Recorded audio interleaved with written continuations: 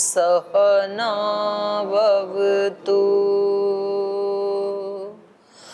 सहनौ भुनक्तु सह वीर्यङ्करवावहै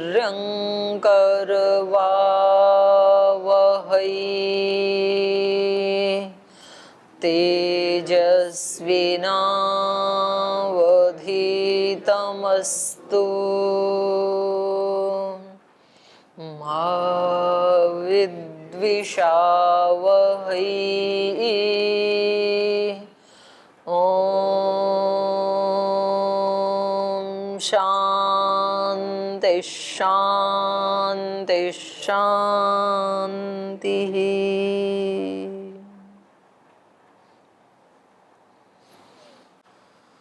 तो हम पढ़ रहे हैं वेदांत दर्शन के द्वितीय अध्याय का तृतीय पाद, और यहाँ पर प्रसंग चल रहा है अंश अंशी का। जीवात्मा भगवान का अंश है। अंश किस रूप में है? एक उसका भाग है, पार्ट है, ऐसा है। अंश का मतलब क्या है?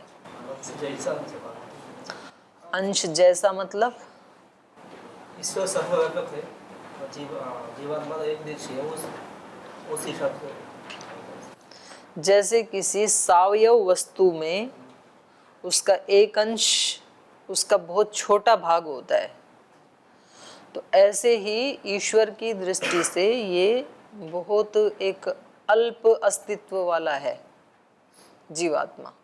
तो उस रूप में इसको अंश कहा है, क्योंकि वो सर्वव्यापक है, वो सर्वशक्तिमान है, ये अल्प शक्ति वाला है, अल्पज्ञ है, एक देशी है, इस रूप में ये अंश कहा है उसका। तो ये यहाँ पर इस अर्थ को ना लेकर के जो पूर्व पक्षी हैं वो दूसरे अर्थ को लेकर के कह रहे हैं कि भाई जब ये परमात्मा का अंश है और ऐसा शास्त्र में भी निर्दिष्ट है, तो परमात्मा तो निर्विकार है, निराकार है, नित्य शुद्ध बुद्ध मुक्त स्वभाव वाला है, तो उसका अंश जीवात्मा भी वैसा ही होना चाहिए। तो कह रहे नहीं, यदि वैसा ही होता, ये जीवात्मा परमात्मा जैसा ही होता, तो फिर ये इतना विधि निषेध करने की क्या जरूरत थी? ये काम करना चाहिए, ये नहीं करना चाहिए, तो सारा वेद क्या है? विधि निषेध ही है। तो इसलिए कहा अनुज्ञा परिहारो देह संबंधात ज्योतिरादिवत। स्वीकृति और निषेध ये तो व्यर्थ हो जाएंगे फिर। तो कह रहे नहीं, व्यर्थ नहीं होंगे वो। देह संबंधात ज्योतिरादिवत, शरीर से संबंध होने पर ज्योति के समान। क्या कहना चाह रहे हैं कि जैसे अग्नि आदि यथा स्थान संबंधात आदान परिहार योग्य भवंती। बोले अग्नि तो अग्नि ही है, लेकिन उनके साथ स्थान का योग होने से वो किसी स्थान से लेने योग्य होती हैं, तो किसी स्थान की त्याग करने योग्य होती हैं। स्मशान की अग्नि कैसी है? त्याग करने योग्य। और किसी पुरोहित के घर की अग्नि कैसी है? लेने योग्य। अग्नि तो अग्नि ही है, लेकिन स्थान से संबंध होने के कारण उसमें अंतर आ गया। ऐसे जल तो जल है, प्रवहत स्रोत से जलम ग्राह्यम, अवरुद्धस्य क्षुद्र जलाशयस्य परिहार्यम।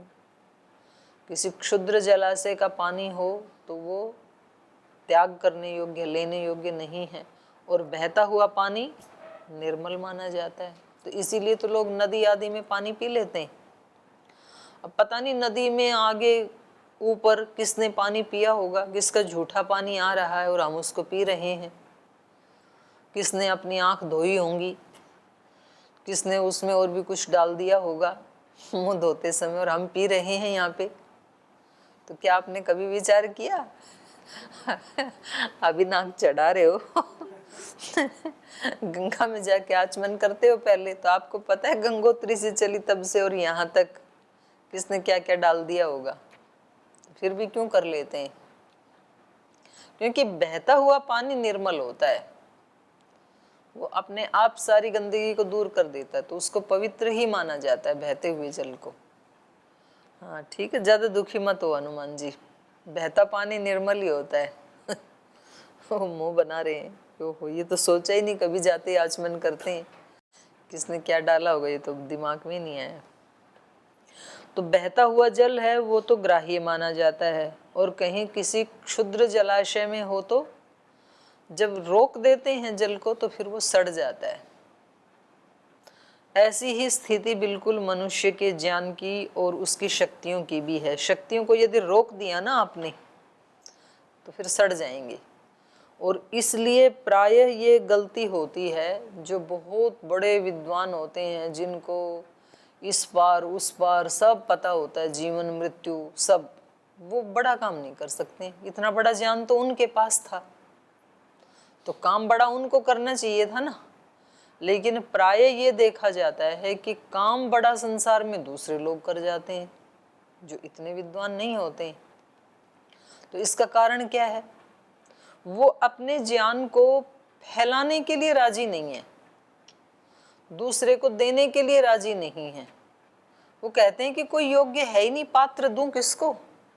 तो वो ज्ञान उनका जो है ना, वो एक जगह इकट्ठा, मतलब एक क्षुद्र जलाशय जैसा हो जाता है। वो किसी दूसरे को कुछ नहीं समझते। बोले ये सब मूर्ख लोग हैं, जीवन को बर्बाद कर रहे हैं। और वो जो दूसरे लोग हैं वो उसको कुछ नहीं समझते। बोले ये काहे की विद्वत्ता है, हमारे को नहीं चाहिए ऐसी विद्वत्ता।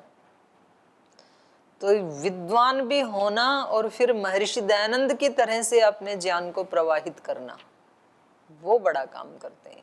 कितना ज्ञान है महर्षि दयानंद के पास। तो किसी ने कहा कि भाई आप अपने मोक्ष का उपाय करो हिमालय में बैठ करके। बोले नहीं, जब तक मैं सारे विश्व को आर्य ना बना दूं, सबको मोक्ष के मार्ग पर ना ला दूं, तब तक मुझे मोक्ष में जाने की इच्छा नहीं है। मोक्ष तो मेरा पर्सनल है, मैं अगले जन्म में भी कर लूँगा। जितनी साधना मैंने कर ली सो कर ही ली। इसलिए मैं चाहता हूँ कि ये मैं सबको भी दूं।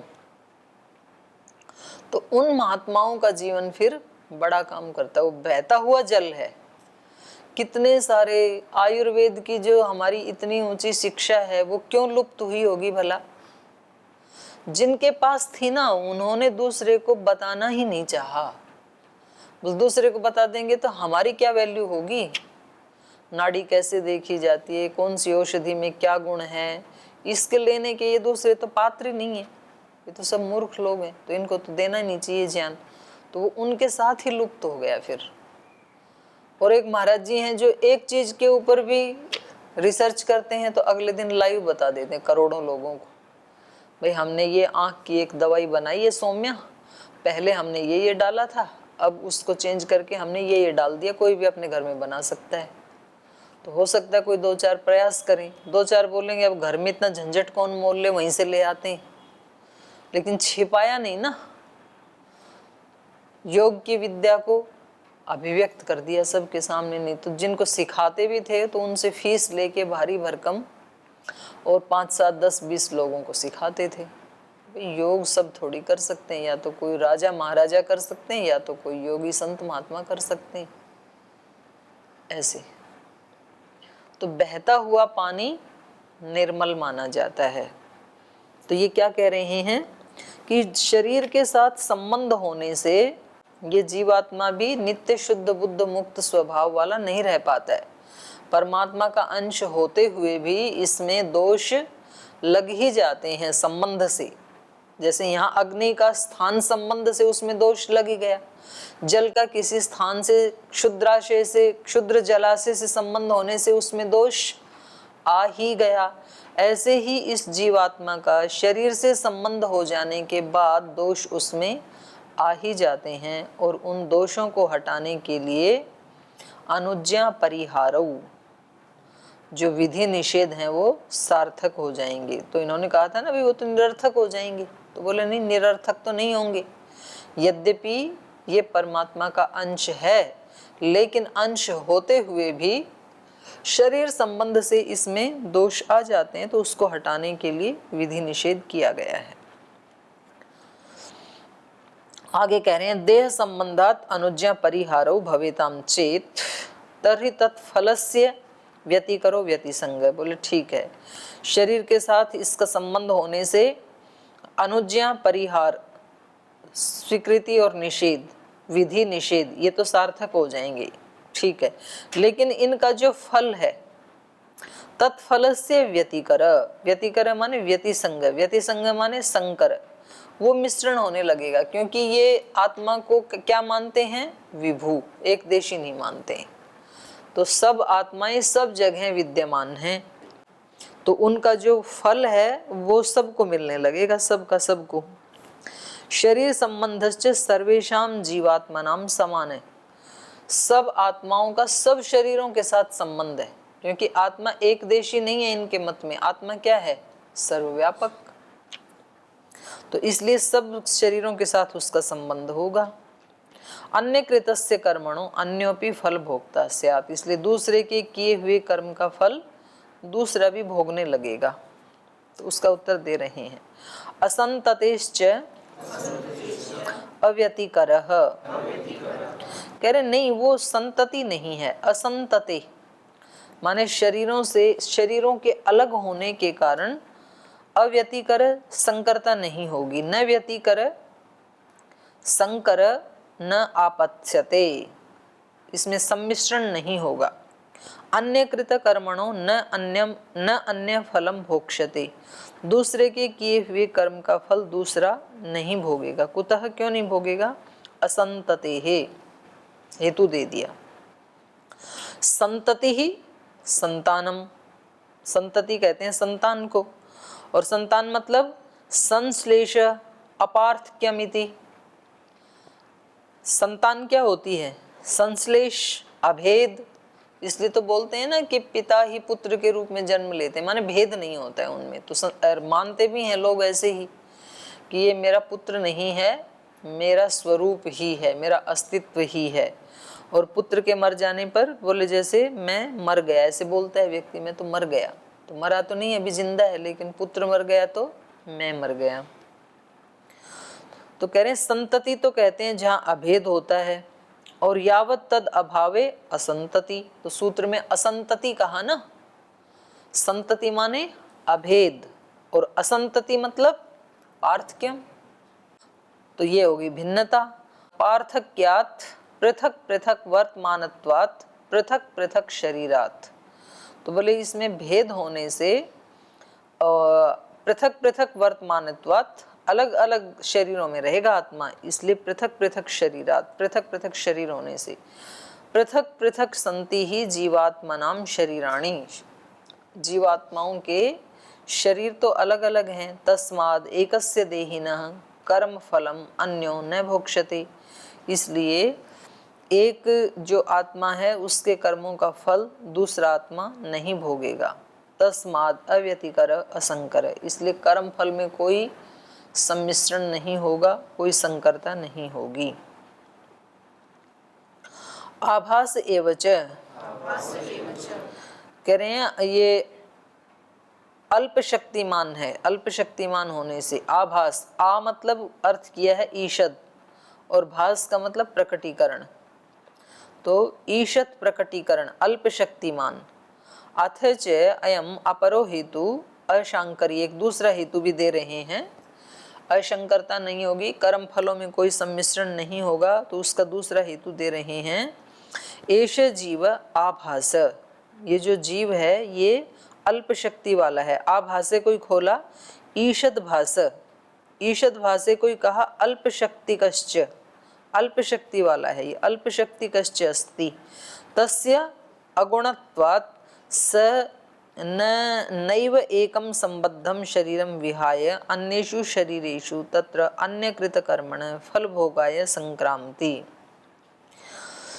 करे यहाँ पर इस जीवात्मा के ईषद आभास अल्प शक्ति वाला होने से, तस्य अणुत्वात्, क्योंकि वो तो अणु परिमाण वाला है, स नैव एकम संबद्धम शरीरम विहाय अन्येषु शरीरेषु अन्यकृत कर्मण फल भोगाय संक्रांति, क्योंकि वो एक ही शरीर के साथ जुड़ा हुआ है। तो यहाँ इन्होंने आत्मा को क्या कह दिया, अणु, अणु होने से उसका संबंध एक ही शरीर के साथ है, क्योंकि यहाँ पर सिद्धांती तो अणु परिमाण वाला ही आत्मा लेके आया ना पीछे प्रकरण, और जो पूर्व पक्षी है वो तो विभू परिमाण वाला मानता है। तो ये कह रहे हैं कि तस्य अणुत्वात्, उस आत्मा के अणु होने से, स नैव एकम संबद्धम शरीरम विहाय, एक जो उसका संबद्ध शरीर है उसको छोड़ करके, न अन्येषु शरीरेषु तत्र अन्यकृत कर्मण, दूसरे शरीरों के साथ वो नहीं जुड़ा है, इसलिए अन्यकृत कर्मण फल भोगाय न संक्रांति, दूसरों के द्वारा किए हुए फल का, कर्म का फल ये नहीं भोगेगा। तस्मात् जीव परमात्मनो अंशः, इसलिए ये जीव परमात्मा का अंश सन अपि अल्पज्ञ, अल्प शक्ति का, एक शरीरवर्ती च इति सिद्धम, तो यद्यपि वो परमात्मा का अंश है लेकिन अंश होते हुए भी अल्पज्ञ है, अल्प शक्ति वाला है, एक शरीर में रहने वाला है। तो ये इन्होंने हेतु दे दिया। आगे कहा अदृष्ट नियमात, और कह रहे हैं आत्मा को यदि आप विभू मानोगे तो अदृष्ट का नियम भी तो है, कर्म फल का नियम भी तो है, तो वो तो खंडित हो जाएगा। तो अदृष्ट का नियम होने से भी आत्मा को विभू नहीं माना जा सकता, उसको अणु परिमाण वाला ही माना जाएगा। अदृष्ट का नियम होने से ये विभू परिमाण वाला नहीं बन पाएगा। जीवात्मनाम विभुवादे सुख दुख भोग सांकर्यम न अपत्स्यते, जीवात्मा का विभुवाद मानेंगे तो दुख, सुख दुख भोगों का जो सांकर्य है वो न अपत्स्यते, अदृष्टवशात, क्यों नहीं एक दूसरे को मिलेगा, अदृष्ट के कारण। यद उच्चेत तर्हि तस्य अदृष्टस्य नियमात् न समंजसम, ऐसा यदि कोई कहे तो कह रहे हैं उसका अदृष्ट के साथ, अदृष्टस्य नियमात् न समंजसम, अदृष्ट का नियम होने से ये संतुलन नहीं बन पाएगा। कस्मिंश्चित् शरीरे अपि यदपि धर्माधर्म लक्षणम अदृष्टम तत्सर्वेषां जीवात्मनां समानं तेषां विभुत्वात् सर्वेपि जीवात्मानः तत्र वर्तन्ते, यतः तदा ते सर्वेपि तेन अदृष्टेन संश्लिष्येरन् न चैवं वक्तुम् उत्सह्यते अस्य अदृष्टम अस्य नैति। तो कहा यदि आप इसको अणु परिमाण वाला नहीं मानेंगे तो सब असमंज हो जाएगा, असंतुलन हो जाएगा, सब कुछ गड़बड़ हो जाएगा। क्योंकि कस्मिंश्चित् शरीरे अपि, किसी भी शरीर में, यद्यपि धर्माधर्म लक्षणम अदृष्टम, धर्माधर्म लक्षण वाला जो अदृष्ट एक कर्माशय प्रत्येक शरीर में जो है, तत्सर्वेषां जीवात्मनां समानम, उसका सभी आत्माओं के साथ समान रूप से संयोग होने से, तेषां विभुत्वात्, क्यों होगा सभी के साथ समान रूप से संयोग, क्योंकि आत्माएं विभू हैं। अंतःकरण तो भले ही एक देश में है लेकिन आत्मा विभू है तो सारे अंतःकरणों के साथ संबंध होने लगेगा।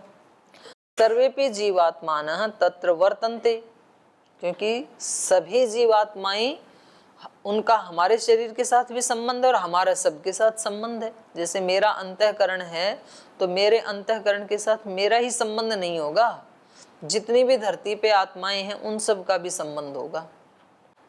जीवात्मानः तत्र वर्तन्ते यतः तदा ते सर्वेपि तेन अदृष्टेन संसृज्येरन्, तो तब तो वो सभी आत्माएं उस अदृष्ट के साथ संसृज्येरन् माने संश्लिष्येरन्, युक्त होंगी, जुड़ेंगी। न चैवं वक्तुम उत्सह्यते, और तब तो हम ये भी नहीं कह पाएंगे कि अस्य अदृष्टस्य और अस्य न इति, ये इसका, इस आत्मा का ये अदृष्ट है और इसका नहीं है, ये भी नहीं कह सकते, क्योंकि सब संकर हो गया ना। मेरे अंतःकरण के साथ सब की जीवात्माएं जुड़ी हैं और सबकी जीवात्माओं के साथ, सबके अंतःकरणों के साथ मेरी भी आत्मा और सबकी भी आत्मा जुड़ी हुई है। तो किस आत्मा को क्या सुख दुख मिल रहा है तो हम ये उसमें डिफाइन नहीं कर पाएंगे कि ये इसका किया हुआ है और ये इसका किया हुआ नहीं है, तो दोष आएगा ना बहुत बड़ा। तो कहीं हम ये कह ही नहीं सकते हैं उस दिशा में, उस स्थिति में जब विभुवाद मानेंगे तो न चैवं वक्तुम उत्सह्यते अस्य अदृष्टम अस्य न इति, ये इसका अदृष्ट है और इसका नहीं है, ऐसा नहीं कह सकते हैं। तस्मात् नात्मनाम विभुवाद समीचीन है, इसलिए आत्माओं का विभुवाद मानना सम्यक नहीं है, अणु परिमाण वाला मानना ही ठीक है। अभिसंध्यादिषु अपि चैवम। अभिसंधि, अभिसंधि माने संकल्प आदि। बोले विभु मानेंगे तो संकल्प आदि में भी ऐसा ही दोष आएगा। मैंने जो, मुझ आत्मा ने जो संकल्प किया तो इसका संबंध सब चित्त जान जाएंगे, सबके साथ हो जाएगा ना इसका संबंध, क्योंकि आत्मा तो सब जगह विराट है, विभु है, फैला हुआ है, व्याप्त है। तो अभिसंधि आदिशु, जो संकल्प ज्ञान प्रयत्न आदि हैं, वो सारे गुण भी डिस्टर्ब होने लगेंगे। एक आत्मा के जो ज्ञान प्रयत्न संकल्प पुरुषार्थ, ये जो गुण हैं, ये दूसरे भी अंतःकरणों के साथ जुड़े ही होंगे, विभु है तो फिर कोई भी किसी को प्रेरित करेगा। अभिसंधि अभिलक्ष्य संधानम विचारणा संकल्प इति यावत। अभिसंधि का अर्थ कर रहे हैं, अभि का अर्थ कर दिया इन्होंने अभिलक्ष्य और संधि का अर्थ कर दिया संधानम। अभिलक्ष्य संधानम, अपने लक्ष्य को संधान करके, देख करके, निश्चित करके, संकल्प करके, विचारणा संकल्प इति यावत। संकल्प किसको कहते हैं उसकी परिभाषा कर रहे हैं कि लक्ष्य को संधान करके, विचारणा करके जो विचार किया जाता है, जो एक कुछ सोचा जाता है, उसको संकल्प कहते हैं। आदिपदेन ज्ञान प्रयत्नौ अपि गृह्यते अभिसंध्यादिषु। तो आदि शब्द कह दिया तो अभिसंधि मतलब प्रयत्न, और आदि कहने से आत्मा के दूसरे गुण भी आने लगेंगे, ज्ञान प्रयत्न आदि भी। तो ज्ञान प्रयत्नौ अपि गृह्यते ते अभिसंध्यादयः संकल्प ज्ञान प्रयत्नाः खलु जीवात्मनां विभुवादे सुख दुख भोग सांकर्यं वारयिष्यन्ति इति चेत् केनचित् कल्पेत तर्हि तेषुपि स्वीक्रियमाणेषु तथैव दोषा अवतिष्ठते। तो कह रहे हैं क्योंकि संकल्प ज्ञान प्रयत्न ये सब जीवात्माओं का विभु होने से सुख दुख भोग का सांकर्य होने लगेगा, और सुख दुख भोग सांकर्यम वारयिष्यन्ति इति चेत्, बोले नहीं, सुख दुख भोग का जो सांकर्य है उसको तो रोक दिया जाएगा। इति केनचित् कल्पेत तर्हि, ऐसा यदि कोई कहे तो तेषु अपि स्वीक्रियमाणेषु तथैव दोषा अवतिष्ठन्ते। तो कह रहे हैं तो भी जो ऊपर दोष आए हैं वो सारे दोष इसमें आने लगेंगे। माने एक आत्मा का संकल्प, एक का ज्ञान, एक का प्रयत्न सब में जाने लगेगा और सबका इधर आने लगेगा, क्योंकि आत्मा और अंतःकरण, मेरा आत्मा सब अंतःकरणों के साथ जुड़ा हुआ है और सबके आत्मा मेरे अंतःकरण से भी जुड़े हुए हैं। तो ये सारी जो आत्मा की शक्तियां हैं वो भी ट्रांसफर होने लगेंगी किसी भी चित्त के साथ। जैसे अभी मेरे चित्त के साथ जुड़ करके मैं आत्मा संकल्प करती हूँ, कुछ ज्ञान करती हूँ, कुछ प्रयत्न करती हूँ, ऐसे ही दूसरे के अंतःकरण के साथ जुड़ करके भी मैं आत्मा, उसके जैसे जैसे संस्कार हैं उसके अनुसार संकल्प भी होंगे, मुझे आत्मा के प्रयत्न भी होंगे, तो बहुत सांकर्य हो जाएगा ना। पता नहीं किस किस आत्मा के साथ हम जुड़ेंगे और उस अंतःकरण में क्या क्या है, तो वो सब हमारे माध्यम से होगा, तो उन सब के भागी हम होंगे, वो अदृष्ट सारा हमारा माना जाएगा, तो ये तो दोष आएगा फिर। तेषु अपि स्वीक्रियमाणेषु तथैव दोषा अवतिष्ठते यतो हि यत योपि अहम इदम इति प्राप्नुवानि त्यजामि वा इत्थम इदम कर्वाणि इति ते खलु अभिसंध्यादि व्यवहारा नैकस्य आत्मन संपद्यते सर्वेषाम आत्मनां विभुत्वात्। कह रहे हैं क्योंकि यतो ही यो अपि अहम इदम प्राप्नुवानि, जैसे अब हम संकल्प लेते हैं मैं इस चीज को प्राप्त करूं, मैं इस लक्ष्य को प्राप्त करूं, ऐसे कोई संकल्प लेता है। यो अपि अहम इदम प्राप्नुवानि त्यजामि वा, या मैं इस चीज को छोड़ दूं, भाई ये मेरा दोष ठीक नहीं है, मैं इसको छोड़ देता हूं। या फिर इत्थम इदम कर्वाणि, इसको ऐसा करूं क्या, ऐसा जो हमारे मन में संकल्प आता है। ते खलु अभिसंध्यादि व्यवहारा, तो ये जो संकल्प आदि व्यवहार हैं ये नैकस्य आत्मन संपद्यन्ते, ये एक ही आत्मा के संपन्न नहीं होंगे, क्योंकि आत्मा तो विभू है। सर्वेशाम आत्मनाम विभुत्वात्, और सभी आत्माएं विभू हैं, मेरा ही आत्मा नहीं, सबका ही आत्मा विभू है। तस्माद अदृष्टवत तेषाम अभिसंध्यादि नाम अपि अनियमात्। तो जैसे अभी अदृष्ट का अनियम है कि भाई किसी के पाप पुण्य ज्यादा हैं, किसी के कम हैं, तो नियम थोड़ी है कि सबका एक ही जैसा हो। तो जैसे अभी अदृष्ट का अनियम है, तस्माद अदृष्टवत तेषाम अभिसंध्यादि नाम अपि अनियमात्। तो एक ही आत्मा के संकल्प प्रयत्न आदि का भी भेद होने लगेगा। क्यों भेद होने लगेगा? एक ही आत्मा के संकल्प और प्रयत्न आदि का भेद क्यों होने लगेगा, बताइए जरा। सबका संकल्प एक साथ मिलेगा ना, तो सबका संकल्प एक साथ क्यों मिलेगा? आत्मा विभू है, तो एक ही अंतःकरण से जुड़ा हुआ है सभी ने, सब एक अंतःकरण से, मतलब एक सारी अंतःकरण से जुड़ा है, एक ही हाँ ऐसे बोलो, सबसे जुड़ा हुआ है। तो मेरे अंतःकरण की बनावट अलग है, मेरे संस्कार अलग हैं, दूसरे के अंतःकरण के संस्कार अलग हैं। तो एक ही आत्मा के बहुत सारे संकल्प प्रयत्न ज्ञान होने लगेंगे, तो ये सांकर्य हो जाएगा फिर। तो कहा तस्माद अदृष्टवत तेषाम अभिसंध्यादीनाम अपि अनियमात् अतो जीवात्मानाम विभुवादो न युक्त। इसलिए जीवात्माओं का विभुवाद मानना युक्त नहीं है। प्रदेशादिति चेत न अंतर्भावात।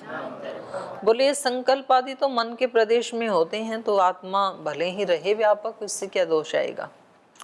अभिसंध्यादय संकल्प ज्ञान प्रयत्न खलु मन संयोगेन संभवन्ति, मन से संयोगश्च शरीर प्रदेशे।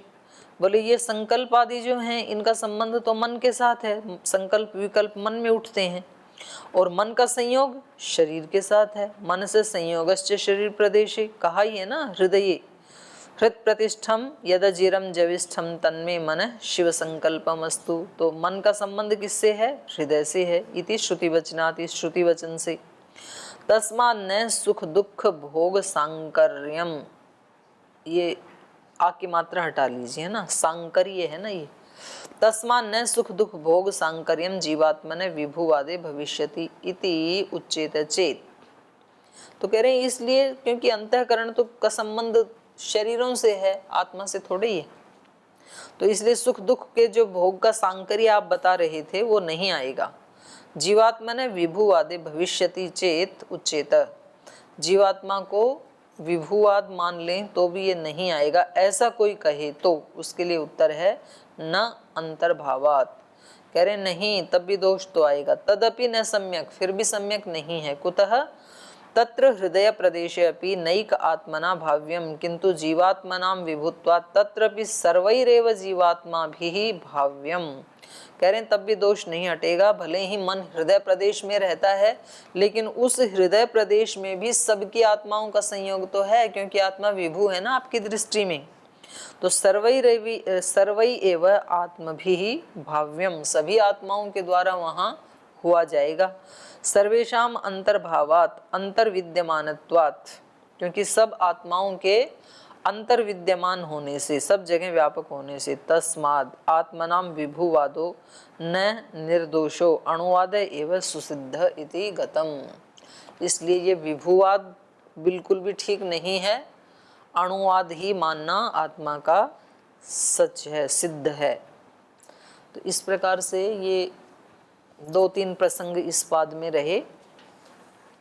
भूतों की सृष्टि, भूतों का लय, और ईश्वर के सगुण साकार रूप का खंडन किया गया, और आत्मा का अणुवाद, उसका अणु परिमाण सिद्ध किया गया। तो आज यहीं विराम लेते हैं। ओम